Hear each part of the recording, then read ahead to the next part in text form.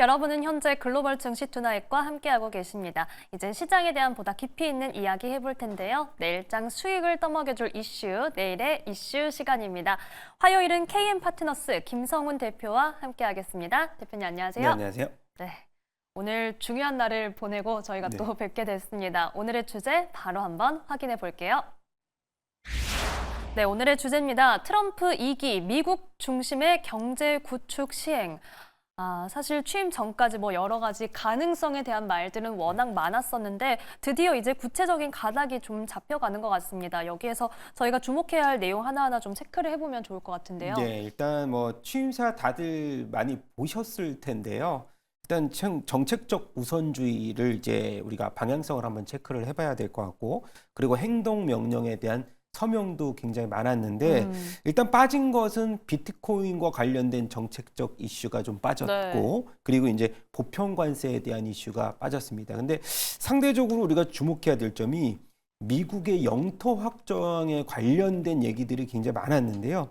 그 중에서도 캐나다와 멕시코를 계속해서 견제하고 있는, 일단 2월 1일부터 시행되고 있는 이제 관세를 25% 부과하겠다. 이것은 사실 이제 과거에도 언급했던 내용하고 일맥상통하는데, 일단 반이민과 이제 치안 강화, 거기를 통해서 외국의 테러 조직을 지정해서 외국의 갱단 범죄 조직 제거를 일단 지시를 하면서, 일단 관련돼서 보면은 멕시코만을 미국만으로 막 바꾸겠다고 언급했던 내용도 앞서서 말씀드렸던 그린란드에 대한 필요성, 그리고 미국에 대한 영토에 대한 확장에 대해서 굉장히 많이 욕심을 내고 있다고 우리가 알 수가 있을 것 같고요. 일단 고관세에 대한 의지는 강조했지만은 구체적인 방안은 일정 부분 미뤘다는 점, 그리고 제조업에 대한 경쟁력 강화, 그리고 인플레이션에 대한 안정을 위해서 화석 연료에 대한 생산 지금보다 2배 정도를 더 시출을 하겠다고 밝히면서 오늘 미국에서도 상장된 원전 관련주들이 좀 강세를 보이는 상황이고요. 세계보건기구를 이제 탈퇴를 하면서 그 다음에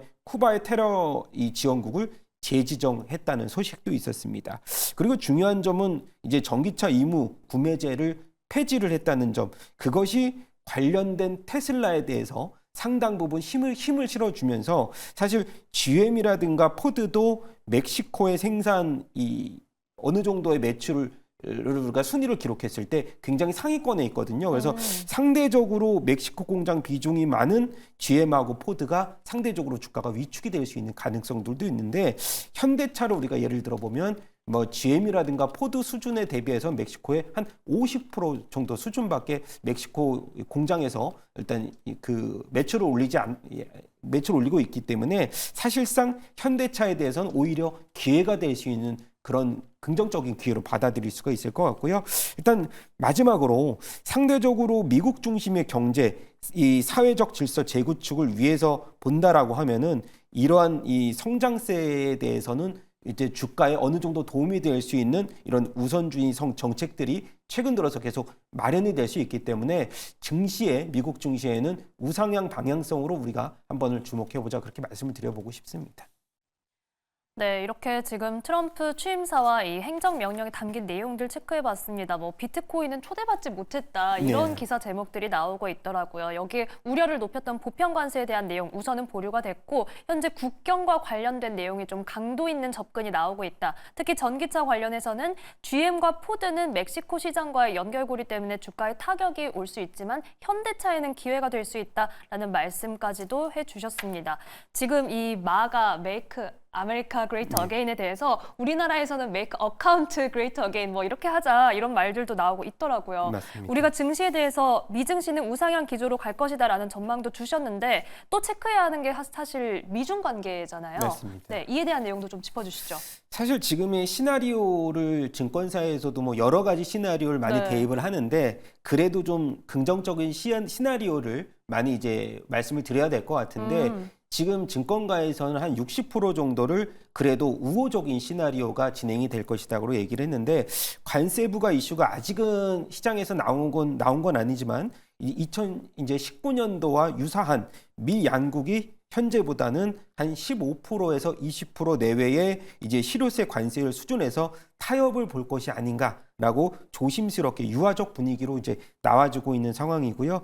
지금 보면은 틱톡 CEO도 취임식에 이제 참석을 했다는 분위기가 나오고 있는 상황이고, 이제 20일부터 서비스를 틱톡 이제 매각 기한을 90일 연장함에 따라서 트럼프의 선거 운동 기간에도 사실 이제 틱톡 때문에 젊은 유권자들에게 다가갈 수 있었다라고 하면서 좋은 언급을 계속해서 해주는 상황이고, 자기의 이제 틱톡 계정에 1,400만 명 팔로워가 있다라고 하면서 왜 틱톡을 없애고 싶냐라고 말하기도 했었습니다. 그래서 지금 보면은 중국이 작년에 무역 흑자가 1,460조가 나왔는데요. 그 중에 절반 이상이 대미 무역 흑자였습니다. 그래서 사실 이러한 이 트럼프가 중국의 관세를 계속 높이려는 이유를 저는 알 수가 있을 것 같은데, 일단 미국에 대해서는 대중 수출 적자가 반대로 390조입니다. 그래서 중국이 770조의 무역 대중국 무역 흑자를 기록한 반면에 미국은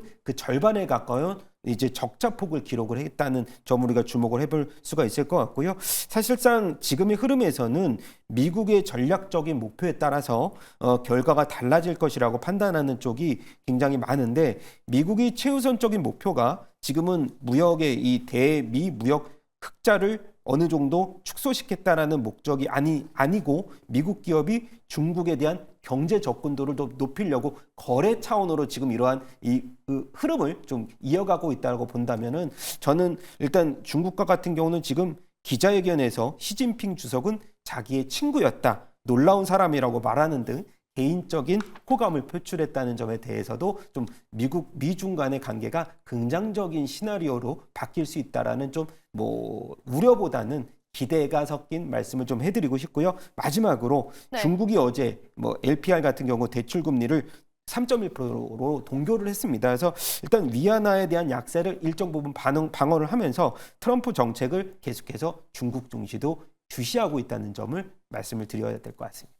네, 이제는 미중 관계를 볼 때 양국의 정책을 계속해서 함께 체크할 수밖에 없는 상황이 됐습니다. 저희가 다음으로는 이 일본과 관련된 내용 살펴보기에 앞서서 이 트럼프 정부가 사실 출범하면은 물가에 대한 우려가 조금 있었던 것 같은데 제가 에너지 관련된 내용 여쭤본다는 게 살짝 놓쳤습니다. 간략하게 짚어주시죠. 보면은 사실 지금 보편관세를 제외를 아주 한 것은 아니지만 그것을 미루고 있다는 점은 이 물가 상승에 대한 인플레이션 우려감 때문에 간단하게 말씀을 드려야 될 것 같고요. 일단 지금 2%대에서 3%대로 높아지면 추가적으로 미국의 급제 금리 상승이라든지 아니면은 이 금리에 대한 인상, 이제 우리가 지금 물가 상승률이 3%대가 넘어가면 일단 그동안의 증시를 이끌었던 그 원동력을 어느 정도 훼손할 수가 있는 이 흐름도가 이어질 수가 있기 때문에 사실 지금 보편 관세에 대해서는 지속적으로 신중한 태도를 보일 것으로 예상이 되고 있고요. 일단 각 나라마다 개별적으로 손보는 것으로 저는 예상을 하고 있는 상황입니다. 네, 이렇게 보편관세에 대한 이야기까지 들어봤습니다. 자, 이번에는 일본에 대한 이야기로 넘어가 볼게요. 이번 주에 일본은행 회의도 예정이 되어 있고 해서 또 한 번 주목할 수밖에 없고, 이게 이 회의 시즌이 돌아올 때마다 엔캐리 트레이드 이야기가 다시 한번 언론에서 불거지기도 하더라고요. 대표님 지금 어떻게 보고 계신지 좀 짚어주시죠. 일본 증시는 이틀 동안 그래도 상승폭을 조금 이어가는 모습인데,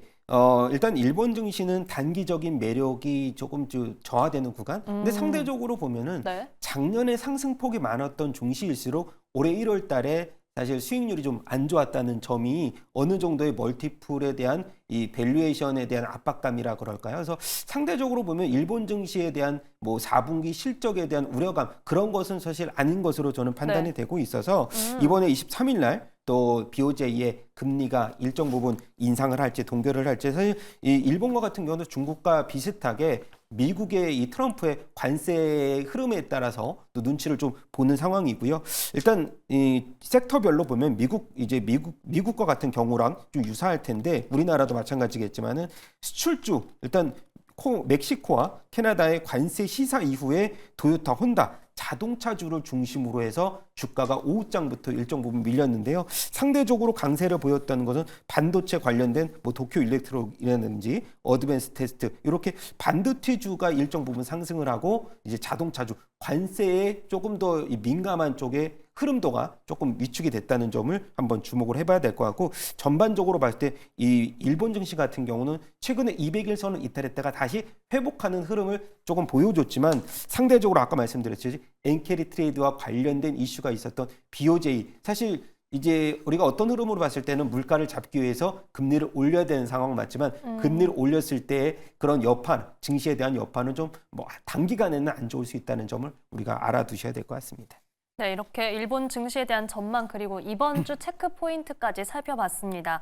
자, 어쨌든 시장이 큰 하나의 또 변화의 흐름을 맞이했는데, 그럼 앞으로는 저희가 시장 어느 쪽에 좀 주목을 해보면 좋을지 앞으로의 변수 점검 부탁드립니다. 네, 일단 가장 중요한 거는 지금 우주항공 정책에 대해서 굉장히 강한 어조로 얘기를 했죠. 네. 뭐 머스크 같은 경우도 다른 화성에 먼저 송조기를 뽑겠다고 했고, 지금 보면은 이러한 흐름들은 러시아와 중국의 우주항공 산업 육성을 제재하려는 전략적 이슈라고 이제 조금 해석을 해봐야 될 것 같은데, 그중에서 그러면 우리가 이런 부분들은 추후에도 또 저희가 말씀을 드려야겠지만, 그러면 수혜주들을 계속해서 찾아야 되는 상황이고, 국내 같은 경우도 우주항공 관련 드론 중심으로도 반등을 보였거든요. 그래서 일단 미국 쪽에 상장돼 있는 종목들을 한번 살펴보면, 카펜터 테크놀로지가 이제 원래는 철강 산업의 회사였는데 최근에 우주 방산에 대해서 신사업에 대한 기대감이 굉장히 많은 종목으로 보이는데, 일단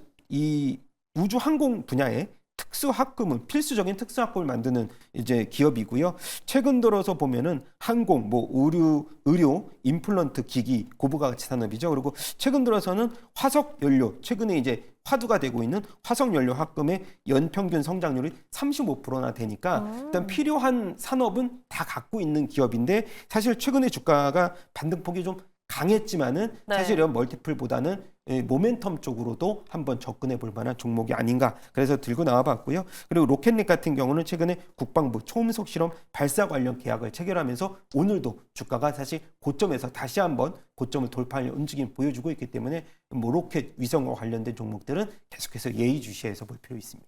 네, 우주항공 관련해서 지금 짚어주신 카펜터 테크놀로지, 이 티커는 CRS입니다. 오늘 프리마켓에서도 2%대 강세로 출발 대기를 하고 있고, 최근에 차트가 정말 우상향해 왔는데 네. 계속해서 흐름 좀 기대해 보겠습니다. 자, 그 다음으로는 저희가 어느 쪽 살펴볼까요? 오늘 국내 시장에서도 고영이라든지 고영, 뭐 큐렉소 이런 종목들이 음. 굉장한 강세를 나타내면서 미국 FDA 또 신청 기대감까지 보여주고 있는데, 네. 그중에서 수술용 로봇 하면은 이 종목 빼놓을 수가 없겠죠. 미국에 상장돼 있는 이제 시가총이 지금 300조인 회사 인투이티브 서지컬인데, 지금 로봇 관련해서 미국에서도 ETF에 대한 분산 투자도 국내 이제 서학개미들이 관심이 굉장히 많은데요. 한국에서도 의사들의 파업이 장기화되면서 인투이티브 서지컬 다빈치 수술 로봇에 대해서 관심 많은데, 지금 다빈치 수술 로봇이 5세대까지 왔거든요. 그래서 최근 들어서 보면은 아산병원에서 다빈치 5를 아시아 최초로 도입했다는 소식도 있고, 그리고 고대 안암병원에서는 복강경 로봇 시술이 만회를 돌파하면서 최근 들어서 이제 이 복강경 로봇 수술에 대해서 환자들이 고통이라든가 이런 상처가 굉장히 빠르게 회복이 되면서 최근 들어서 유행이 지금 복강경 수술 로봇에서는 다빈치 이 로봇을 사용하는 그러한 병원들이 굉장히 많아지고 있다는 점도 우리가 주목을 해봐야 될 것 같은데, 지금 인투이티브 서지컬 같은 경우는 수술용 로봇 시장 점유율이 약 80%에 육박하고 있고요. 최근 들어 목표 주가를 또 상향을 했습니다. 일단 1년 주가 1년 수익 60%지만은 일단 밸류에이션 같은 경우 지금 100배 수준의 흐름도 고평가였지만 계속해서 주가에 대한 성장이라든가 수술용 로봇 시장 점유율이 높아지면서 인투이티브 서지컬에 대해서 관심을 한번 계속해서 뭐 집중적으로 높여볼 시기가 아닌가, 그렇게 보고 있습니다.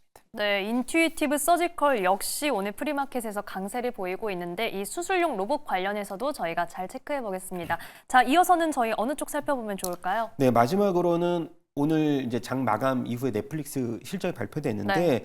지난번에 제가 넷플릭스는 지금 이제 쇼폼이라든지 아니면은 이제 우리가 스포츠 관련된 이슈로 광고 수익을 계속해서 벌어들이는 상황이고, 일단 세 가지 이슈입니다. 뭐 NFL, 그다음에 타이슨, 그다음에 오징어 게임 이슈가 이 넷플릭스의 성장 동력이라고 보시면 되는데, 최근에 국내 시장 토종 OTT 같은 경우도 티빙이 지금 뭐 가입자 수가 늘어나는 하나의 계기가 프로야구, 지금은 이제 800만을 돌파했다는 소식도 있었고요. 쿠팡과 같은 경우도 라이브 골프, 뭐 K리그, MLB 이렇게 좀 중계권을 따내면서 가입자 수를 계속 늘리는 상황인데 넷플릭스 같은 경우도 NFL 경기에 대한 충성도가 미국인들이 굉장히 높기 때문에 시청자 수가 기하급수적으로 늘어나고 있다는 점. 그래서 최근 들어서는 일단 그 라이브 스포츠 타이슨 경기도 비용은 뭐 1,000억대 이상의 비용이 들었지만 그 비용을 수익화로 바로 이연시키는 광고 수익 효과가 굉장히 많았기 때문에 그런 점을 우리가 주목을 해봐야 될 것 같아서